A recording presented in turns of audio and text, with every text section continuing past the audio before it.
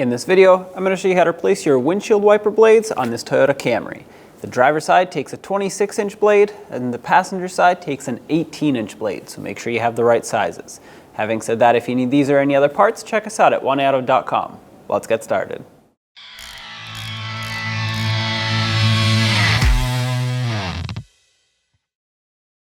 Lift up the wiper arm.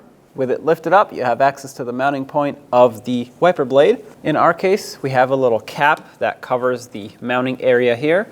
So lift that up, and once you pop this up, there's a little tab here.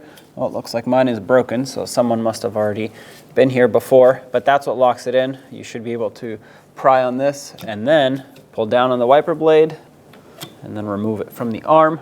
Here's your wiper blade. Do not let go of this arm, because if you do, this will hit the windshield and break it. So have your new wiper ready and line it up. Press it on just like that. You'll see that on the new one right here, this is the tab that I was talking about. That's what you should be able to press. This is locked in.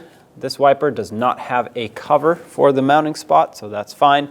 At this point, you also want to remove this white sheathing that comes on the wiper blade itself. Take that out. It will scratch your windshield. That is just to protect the blade during transportation.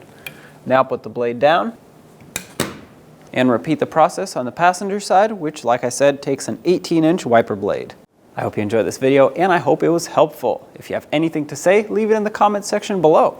And as always, don't forget to subscribe and hit that bell so you can stay up to date with all of our latest content. Thanks for watching.